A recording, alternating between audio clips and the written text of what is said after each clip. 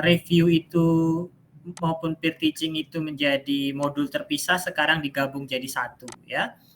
Nah, jadwalnya masih sama kalau jadwalnya. Jadi kita setelah pendalaman materi selama 30 hari kurang lebih, kita sekarang masuk di modul lokakarya selama 20 hari ke depan ya. Jadi tidak selama peer teaching.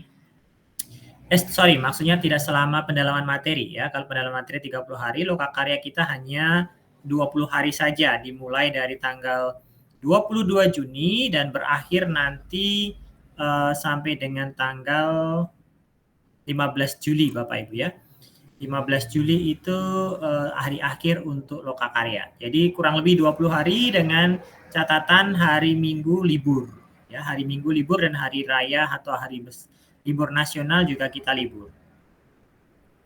Itu untuk lokakarya Bapak Ibu. Jadi setiap hari akan ada tagihan. Lokakarya nanti diakhiri dengan peer teaching. Peer teaching itu berarti kita simulasi mengajar dalam kelas virtual ya, dengan menggunakan Google Meet seperti ini, tetapi kita mengajar satu mahasiswa, durasinya kurang lebih 15 sampai 20 menit ya. Nanti kita lihat teknisnya bagaimana ke depan. Jadi kita akan simulasi mengajar dengan perangkat pembelajaran yang sudah disusun sendiri oleh Bapak Ibu semua, yang disusun pada saat lokakarya sekarang.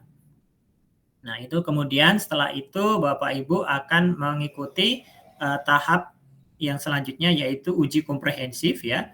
Ujian kompre selama 3 hari ya, tetapi 3 hari ini artinya untuk seluruh mahasiswa ya. Satu mahasiswa nanti mungkin hanya sekitar 1 jam untuk ujian kompre, satu mahasiswa 1 jam, dan 3 hari itu selesai semua. Setelahnya kita akan masuk di PPL 1, 2, 3, dan terakhir baru kita di tahap yaitu UKM PPG ya. Jadi tahap kita masih cukup panjang, nanti kita ikuti saja dinamika yang ada sampai dengan selesai. Harapannya memang Bapak Ibu dari Panitia Nasional ini untuk lokakarya, maksud saya untuk PPG, goalnya bukan sekedar Bapak Ibu guru mendapatkan sertifikat pendidik saja. Ya, minta maaf saya baru bergabung lagi. Ya, jadi goalnya atau tujuan akhirnya bukan semata-mata Bapak Ibu untuk memperoleh sertifikat pendidik lalu mendapatkan untuk mengurus tunjangan profesi guru, bukan hanya itu ya. Tetapi betul-betul sungguh-sungguh untuk membentuk guru yang profesional di bidangnya. Guru pendidikan agama Katolik yang profesional. Maka tugas-tugas yang disusun pun, tagihan-tagihan ya, modul-modul yang dibuat memang terus terang terasa berat, terasa banyak beban, tetapi semua itu tujuannya untuk membentuk guru-guru yang profesional, yang berkompeten di bidangnya. Itu Bapak Ibu yang perlu kita pahami semua ya. Nah, hari ini untuk hari kedua, tugasnya adalah Bapak Ibu ada 2. Yang pertama, Bapak Ibu membuat analisis komponen capaian pembelajaran. Sebenarnya bukan analisis ya, kalau saya bilang ini hanya semacam deskripsi saja ya, deskripsi capaian pembelajaran. Jadi Bapak Ibu membuat deskripsi CP.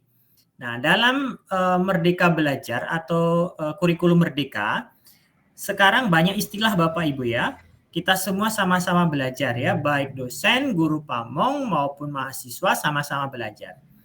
Dengan caranya sendiri-sendiri ya. Kami guru pamong, dosen ikut latihan-latihan, diklat, sosialisasi, seminar-seminar tentang Merdeka Belajar.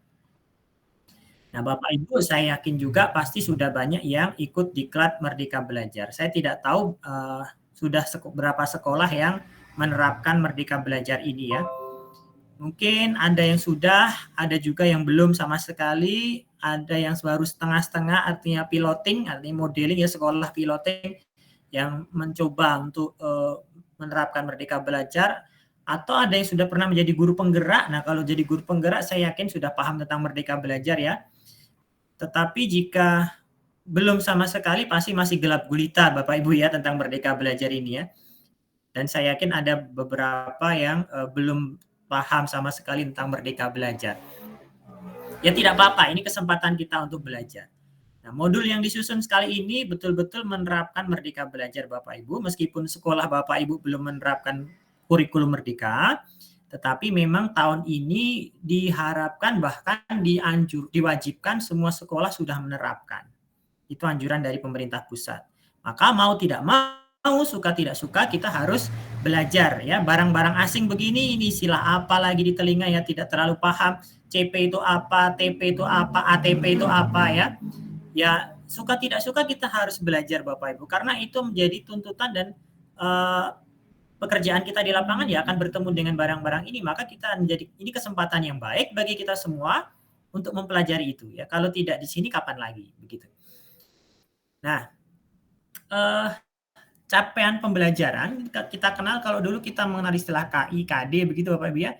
Nah, sekarang kita istilahnya itu konsep-konsep seperti itu perlahan-lahan akan digantikan dengan istilah capaian pembelajaran, tujuan pembelajaran, alur tujuan pembelajaran, ada istilah elemen, ada istilah fase. Nah, nanti kita semua akan memahami itu pelan-pelan gitu ya, sesuai dengan tugas-tugas yang disusun dan KB yang sudah disusun dalam modul. Nah, hari ini 2A komponen capaian pembelajaran. Nah, Bapak Ibu saya sudah share belum ya di grup ini ya? Oh, belum ya. Jadi saya share CP ya, CP-nya. Nah, di kelas I saya yakin Pak Didi sudah share Bapak Ibu. Sebentar, saya izin share dulu. Nah, sudah ya, silakan nanti di-download.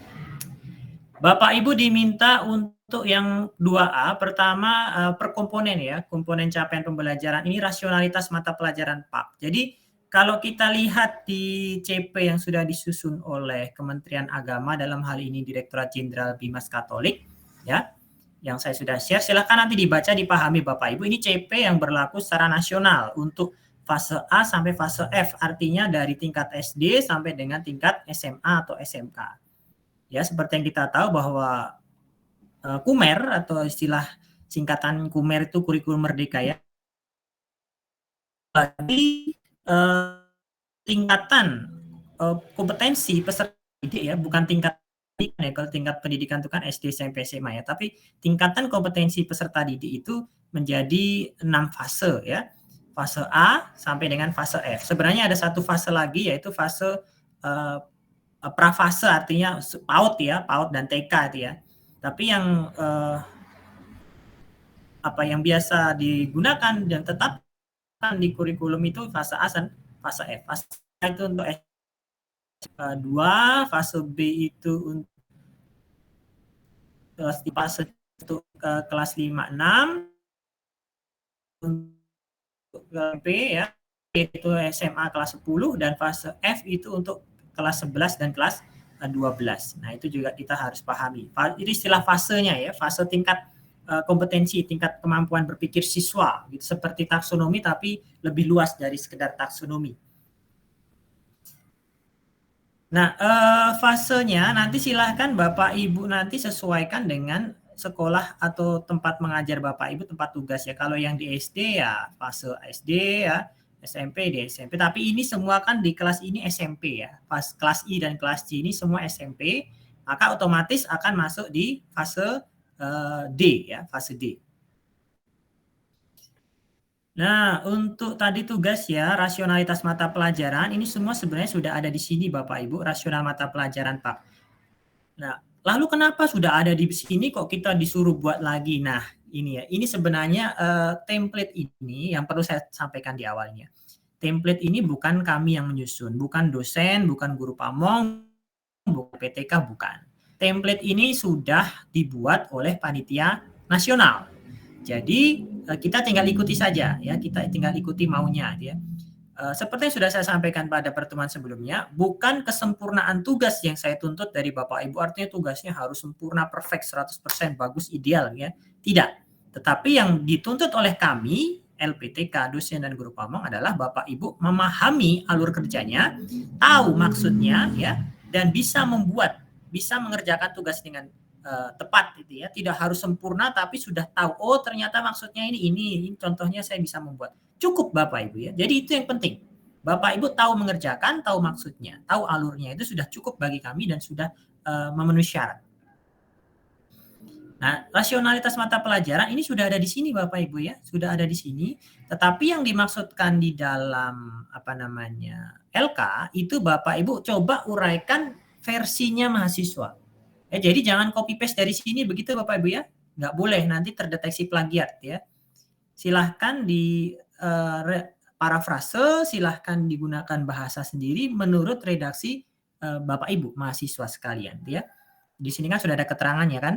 Uraian dalam kurung gunakan redaksi menurut mahasiswa. Jadi supaya maksudnya Bapak Ibu tahu ya alurnya, sistematikanya dalam merumuskan CP ya, mulai dari rasionalitas, tujuan, karakteristik, capaian dalam setiap fase dan capaian menurut elemen.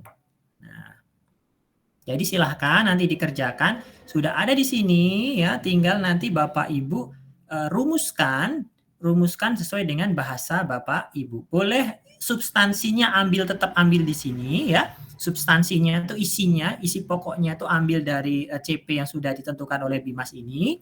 Tetapi dikembangkan menggunakan bahasa sendiri ya. Jangan semua copy lurus-lurus dari sini, tidak boleh. Itu lalu yang terakhir ini elemen ya. Elemen ini kan ada 4 elemen ya Bapak Ibu, kalau dalam pendidikan agama Katolik Bapak Ibu pasti sudah tahu ya. Ada peserta didik ya, ada Yesus Kristus, ada gereja dan terakhir masyarakat. Nah, 4 elemen ini itu nanti silakan diuraikan di yang di sini. Itu untuk yang 2A ya, komponen capaian pembelajaran. Kemudian kita lanjut yang 2B ya. Nah, di sini sudah ada ya Bapak Ibu ini elemennya ini ya. Nah, ini elemennya. Nah, ini nanti silahkan disimpan baik-baik Bapak Ibu ya CP ini. Karena ini nanti pasti akan dipakai di lapangan. Ya. Ini diterapkan berlaku secara nasional. Ini sudah ditetapkan oleh, yang disusun oleh Bimas dan ditetapkan oleh Kemendikbud. Silakan menjadi arsip Bapak Ibu. Jangan dibuang. Lalu yang 2B, Bapak Ibu baru membuat analisis. Kalau yang di atas ini hanya lebih ke deskripsi ya. Deskripsi itu kan uraian saja. Nah, yang 2B ini Bapak Ibu membuat analisis CP. Fase, elemen, keluasan, dan kedalaman. Nah, contohnya sudah ada di modul. Nanti sebelum bekerja, Bapak Ibu silakan baca dulu CP ini dan juga lihat modulnya di KB 2, mulai halaman 32 ya, halaman 32. Silakan dibaca. Modulnya ini sangat kaya Bapak Ibu ya, sangat kaya. Jadi silahkan membaca modul, jangan sampai tidak membaca modul. Kenapa? Karena modul ini modul terbaru, baru masih ibarat sayur itu baru cabut dari kebun begitu Bapak Ibu ya. Barusan dibuat dan sangat up to date ya. Jadi kalau kita tidak membaca modul ini macam rugi sekali karena banyak ilmu di dalamnya. Ya, kami dosen-dosen pun guru pamong semua membaca modul ini ya. Jadi KB2 itu tentang merdeka belajar, merdeka mengajar dan kurikulum merdeka. Ini tentang maksud apa sih merdeka belajar itu ya. Maksudnya apa, merdeka mengajar, kurikulum merdeka, semua dibahas di sini ya. Jadi supaya kita tidak asing dengan istilah-istilah apa maksudnya fase, apa maksudnya elemen, apa maksudnya TP ya, apa maksudnya ATP. Semuanya silahkan baca ya, kurikuler, intrakurikuler. Nah, sedikit tentang tugas yang kemarin ya, khususnya untuk kelas C ya. Tadi saya sudah membaca dan menilai tugas-tugas. Banyak Bapak Ibu guru yang belum bisa membedakan tentang kegiatan intra, kokurikuler, dan ekstrakurikuler. Masih ada beberapa yang salah-salah. Yang beberapa sudah paham, tapi beberapa belum paham. Ya, nanti kita akan bahas ini dengan guru pamong pada saat review Bapak Ibu ya. Bukan sekarang, nanti ada hari kelima, yaitu ada sesi khusus untuk review tugas-tugas sebelumnya. Oh ya, saya juga minta maaf untuk Pak Waluyo, khusus yang guru pamong kelas C ya.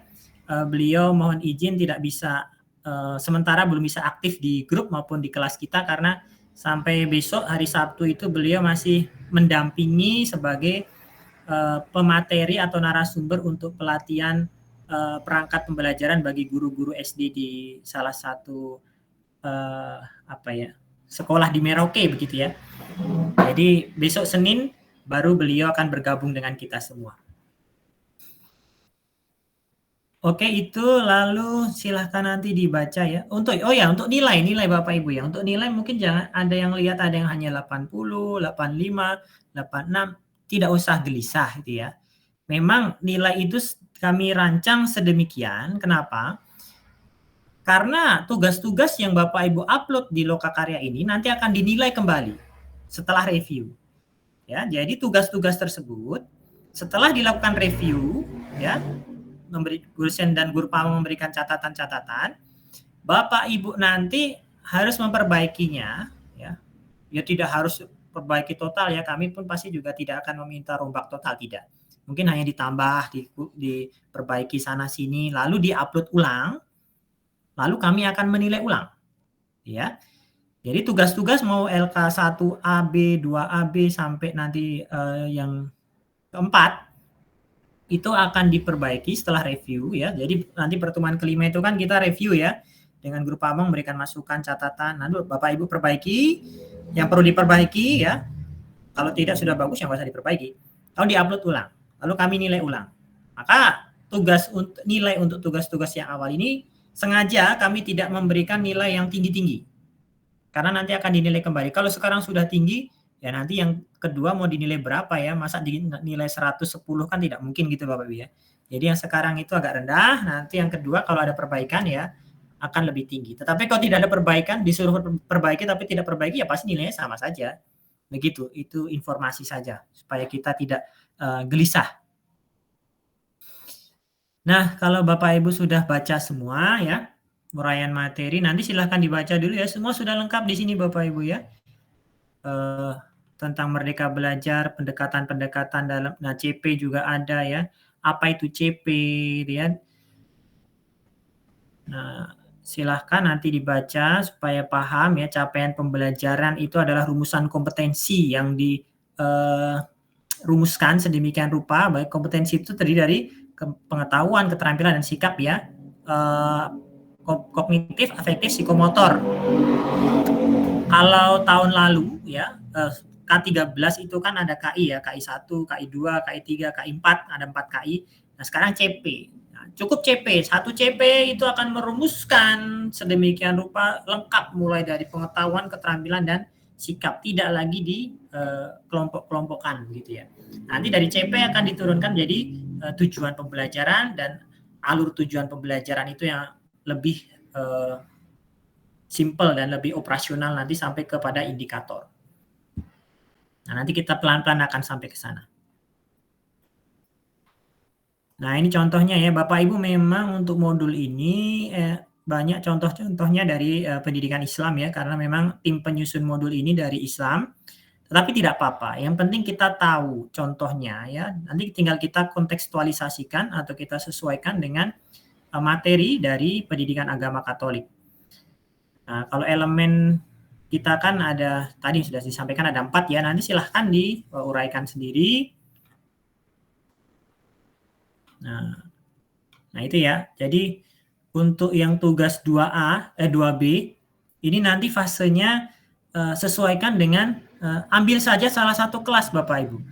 Kalau misalnya Bapak Ibu ngajar SMP kelas 1, 2, 3 ya jangan usah semua itu ya, nanti waktu habis untuk deskripsi. Cukup ambil salah satu kelas. Misalnya saya mau kelas 7 ya silahkan. Fasenya kelas 7 kan berarti fase apa? SMP kan semua fase D ya Bapak Ibu ya. Jadi fase D. Nanti sampaikan fase D, lalu elemennya elemen apa? Elemennya berarti 4 elemen Bapak Ibu ya. Nah, 4 elemennya kalau bisa ya, dan sebaiknya 4 elemen itu diuraikan supaya Bapak Ibu bisa memberi contoh. 4 elemen tadi diuraikan ya, Yesus Kristus, peserta didik Yesus Kristus, gereja, masyarakat. Lalu CP-nya apa ya? CP-nya apa? CP masing-masing elemen ya. Nanti bisa ambil dari CP pendidikan agama Katolik yang sudah saya share tadi. Lalu keluasan. Nah, apa maksud keluasan dan kedalaman ini? Nanti silahkan baca di modul. Nah, di sini ada. Nah, ini ya. Halaman 46. Sudah ada contohnya Bapak Ibu, jadi tidak usah gelisah. Kalau kita membaca modul dengan cermat, sebenarnya semua tugas-tugas dalam LK itu sudah ada di dalam semua. Ya. Kadang kalau kita bertanya tuh mungkin karena hanya belum baca saja itu ya. Jadi silakan baca dulu baru bertanya. Kalau belum membaca sudah bertanya itu berarti kita malas membaca itu ya. Nah, elemennya ya contohnya fase, elemen, CP, keluasan. Nah, keluasan itu di sini dijelaskan mana? Nah, keluasan berarti menggambarkan seberapa banyak materi yang dimasukkan dalam suatu materi pembelajaran. Sedangkan arti keluasan itu cakupan, ya. Seberapa banyak materi yang dimasukkan dalam materi pembelajaran atau pokok bahasan. Misalnya di sini peserta kali ini contohnya ya, materi yang mau disampaikan keluasannya berarti materi apa saja. Di sini contohnya mengenal rukun iman ya. Kalau misalnya elemennya peserta didik ya, lalu keluasannya misalnya apa? Diriku yang unik, diriku sebagai citra Allah, ya materi-materi yang biasa kita ajarkan kepada siswa yang masuk pada elemen tersebut. Kalau SMP itu apa materinya ya? Ya kalau masyarakat misalnya tentang gereja misalnya gereja sebagai umat Allah dan lain sebagainya itu keluasan Bapak Ibu, artinya materi yang masuk ke dalam elemen tersebut itu keluasan, banyak sekali yang bisa kita masukkan tapi nggak usah terlalu banyak-banyak dia. Nah bedanya kalau kedalaman, sekarang kedalaman materi menyangkut rincian konsep-konsep yang terkandung di dalamnya yang harus dipelajari oleh peserta didik. Jadi dari keluasan itu Bapak Ibu nanti silahkan merinci kembali ya. Misalnya materi tentang apa? Keluasannya misalnya tentang diriku sebagai citra Allah, ya. Nah, dari situ Bapak Ibu konsep apa yang Bapak Ibu ingin tanamkan kepada siswa tentang diriku sebagai citra Allah, ya. Konsep apa? Misalnya biasanya dalam kalimat tanya ya, apa itu citra Allah, ya? Mengapa manusia disebut sebagai citra Allah? Nah, hal-hal semacam itu jadi bisa dirumuskan dan biasanya memang kedalaman itu dirumuskan dalam kalimat tanya, kalimat pertanyaan yang sifatnya memantik siswa untuk berpikir lebih jauh tentang konsep. Itu kedalaman. Misalnya pertanyaan-pertanyaan reflektif ya, bagaimana, mengapa, apa, ya, mengapa, ya, silahkan. Itu kedalaman. Contohnya sudah ada di sini semua. Nah, oke, itu Bapak Ibu tugas untuk hari ini ya. Silahkan nanti dikerjakan dan seperti biasa Bapak Ibu silakan dikumpulkan sore hari. Nanti malam saya akan nilai. Mohon maaf tadi malam saya agak terlambat, memang terlambat baru tadi pagi saya nilai Bapak Ibu karena malam itu saya baru sampai di tempat tujuan dan kelelahan hingga pagi hari tadi baru sempat saya menilai. Untuk tugas-tugas Bapak Ibu semua di modul ini, maksud saya di di LMS itu ada cek kemiripan ya. Jadi mohon dikerjakan sendiri, jangan saling mengcopy dari satu teman ke teman yang lain, karena akan terdeteksi nanti kemiripannya. Misalnya Pak Anton, misalnya contoh saja copy dari Pak Andreas, nanti akan terdeteksi plagiat di sini, sekian persennya. Seperti kali lalu toleransinya 50%. Toleransinya 50%. Kalau lebih dari 50% akan dikembalikan tugasnya. Nah, hari ini tidak ada diskusi Bapak Ibu, diskusi kosong. Ya, diskusi kosong, jadi Bapak Ibu tidak perlu mengisi diskusi. Ya, diskusi kosong.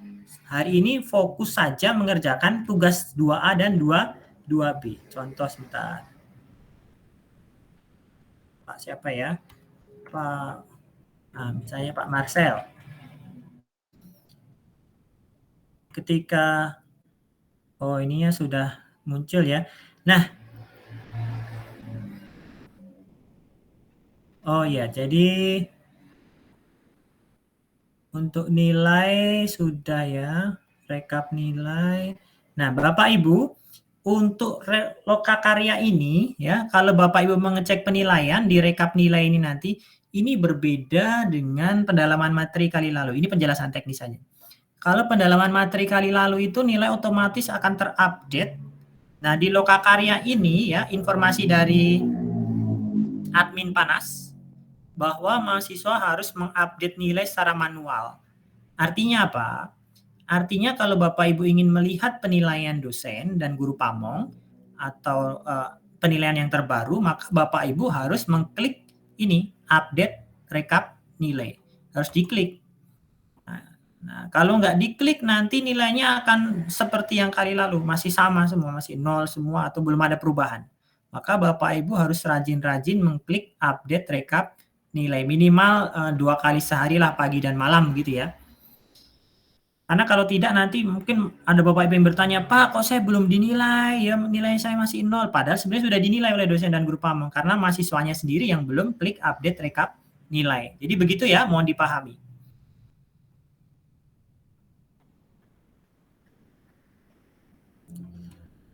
Nah, seperti yang sudah saya sampaikan tadi ya, tugasnya nanti silahkan dikerjakan ya, sudah ada. Nanti nilai review guru pamong ini belum masuk ya, Bapak Ibu guru. Kalau sudah masuk dia akan muncul di sini. Bapak Waluyo tadi pagi baru informasi, baru mau menilai ya, karena ada kesibukan ya, tidak apa-apa.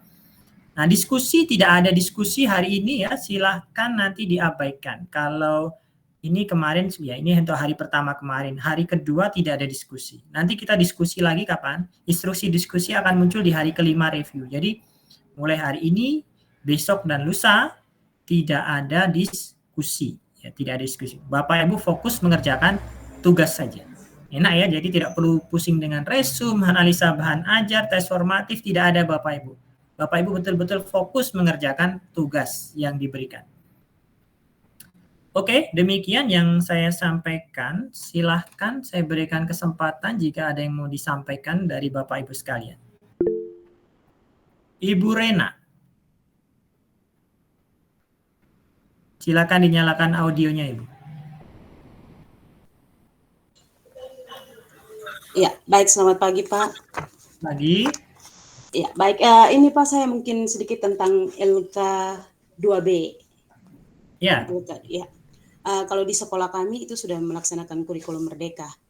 Bagus, Bu. Ya. Ya, tapi masih belum sempurna juga sih, kami masih butuh banyak belajar lagi. Ya, sehingga saya mungkin tanya sedikit tentang keluasannya. Tadi kita sudah tahu bahwa itu sub-elemen yang nanti ditulis di sana ya, Pak. Betul, sehingga ya kedalaman ini mungkin lebih tepatnya itu mungkin kita bisa akan tulis TP mungkin, Pak. TP tentang pengetahuan di sana ya, Pak. Bisa. Ya. Bisa juga, Ibu. Iya. Iya, TP pengetahuan mungkin di sana, Pak. Mungkin boleh. Ya. Oke, usul Ibu Rena boleh sekali ya, boleh diterapkan. Ya memang kalau dicontoh di modul itu kan dirumuskan dalam kalimat tanya ya.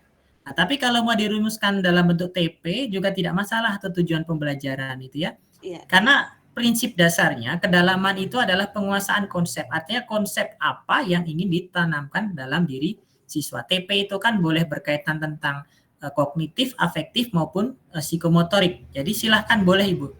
Masukan dari Ibu Irin juga boleh. Tidak harus kalimat tanya, tapi kalau dituliskan TP atau tujuan pembelajarannya juga boleh. Yang penting konsep apa atau kompetensi apa yang ingin ditanamkan pada siswa tentang keluasan tersebut. Begitu Ibu Rena. Terima kasih masukannya, Bu.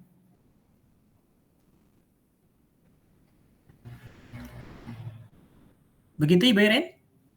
Bu Rena?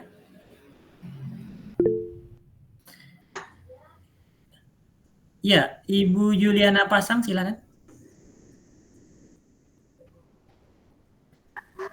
Ya, selamat pagi, Pak. Pagi. Mungkin kalau saya di luar ini mungkin ya. Sedikit saya kemarin saya upload di itu SD, Pak. Kan saya mengajar di SMP sebenarnya.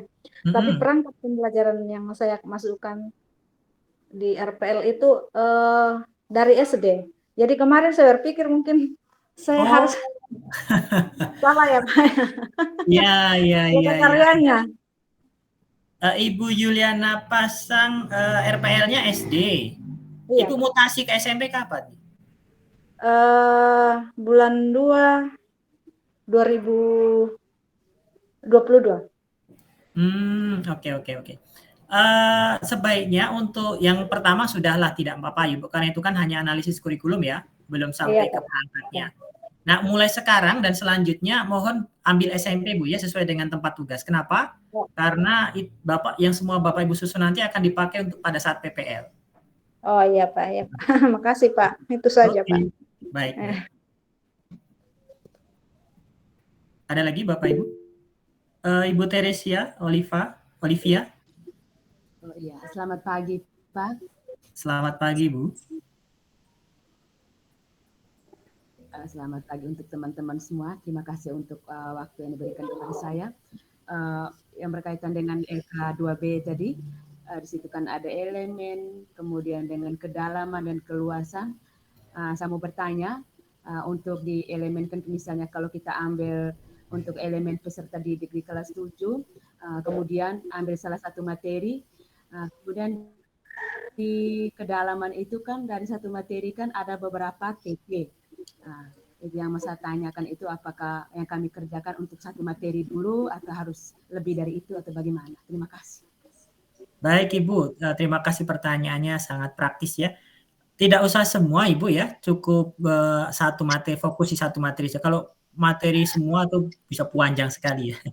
Yang saya pentingkan itu adalah bahwa Bapak Ibu memahami saja dan mengerjakan secara sistematis itu sudah bagus, ya. Tidak usah semua. Tapi kalau elemen semua Ibu ya, nah nanti materinya bisa ambil beberapa, lalu keluasannya, kedalamannya juga mungkin sampling saja beberapa materi. Gitu. Ya, artinya sampel aja, tidak usah semua Ibu kalau ya. Misalnya, kita untuk di sekolah kan masih di kelas 7. Oh, ya. Ya. Kelas 7 berarti fokus di ini ya, peserta didik ya. Masih di ya. Kalau mungkin untuk ke masyarakat atau Yesus Kristus kan dia mungkin di kelas 8. Oh iya, betul. Kalau Bapak Ibu pilih begini Bu, masalahnya Bapak Ibu itu kan di situ diminta fasenya ya, fase D itu kan berarti mengandaikan semua kelas tuh kan. Tapi kalau Bapak Ibu hanya mengajar satu kelas ya nggak apa-apa, tulis saja elemennya salah satu elemen saja boleh, nggak apa-apa. Kalau Ibu Teresia ambil kelas 7 misalnya fase D elemennya pilih yang kelas 7 berarti kan peserta didik ya. Maka nanti uraian ke kanannya ya ke apa namanya yang ke kanan tadi cap CP-nya keluasan kedalamannya ya ambil saja dari elemen peserta didik, nggak apa-apa. Boleh Bu. Jadi nanti fasenya fase D, elemennya misalnya hanya tulis peserta didik toh ya, yang gereja masyarakat diuraikan ya nggak apa-apa ya, saya izinkan sih. Lalu capaian pembelajarannya berarti nanti hanya ambil yang peserta didik tadi, keluasannya juga ambil materi-materi peserta didik, kedalamannya juga boleh. Kalau kedalaman itu tidak usah semua materi itu ya, mungkin hanya 1 atau 2 materi tentang peserta didik yang diuraikan kedalamannya. Kembali lagi seperti yang saya sampaikan di awal tadi, yang penting bagi saya bukan kelengkapan isinya, tetapi bahwa Bapak Ibu bisa memahami alur kerjanya itu sudah cukup. Terkait juga tentang PPL, ini berarti pertanyaan berkaitan tentang PPL ya Bapak Ibu ya. Untuk PPL nanti Bapak Ibu, PPL itu nanti Bapak Ibu PPL 2 kali ya, 2 kali itu mengajar di kelas, lalu 1 kali itu nanti Bapak Ibu PPL untuk project ya, project seperti Merdeka Belajar ini kan sebenarnya berbeda dengan tugas. Izin ya saya. Untuk Merdeka Belajar ini kan sebenarnya goalnya itu project. Nah, kita nanti akan membuat project based learning tetap untuk PPL 3. Jadi PPL 3 nanti kemungkinan Bapak Ibu tidak akan mengajar di kelas, tapi PPL-nya dalam bentuk kegiatan intrakurikuler maupun ekstrakurikuler. Contoh yang memprofil pelajar Pancasila ya. P5A istilahnya itu ya. Atau penguatan karakter siswa sebagai pelajar Pancasila itu kan. Itu teknisnya belum ada sih PPL 3, tapi kemungkinan gambarnya seperti itu. Dan itu nanti Bapak pilih aja. Maka dari sekarang boleh saja silahkan kalau Bapak Ibu tentukan kelasnya. Saya mau kelas 7 saja atau kelas 8 saja atau kelas 9 saja boleh. Nah, karena nanti pada saat PPL Bapak Ibu PPL-nya akan fokus saja di salah satu kelas. Tidak mungkin PPL 1 di kelas 7, PPL 2 kelas 8, PPL 3 9. Nanti malah pusing sendiri. Begitu, Ibu. Oh iya, Pak. Terima kasih banyak. Pagi. Ya. Terima kasih sudah saling menambahkan, mengingatkan supaya menyederhanakan tugas kita itu ya, supaya kita kerjanya itu juga lebih terarah. Semakin banyak masukan-masukan kan semakin bagus dan supaya kita satu ide, satu pemahaman. Saya ucapkan selamat bekerja Bapak Ibu semua ya. Nanti jika ada yang mau ditanyakan, didiskusikan, silakan sampaikan di grup WhatsApp dengan senang hati kami akan. Oke Pak, terima kasih. Terima kasih, selamat pagi. Terima kasih Pak, selamat pagi.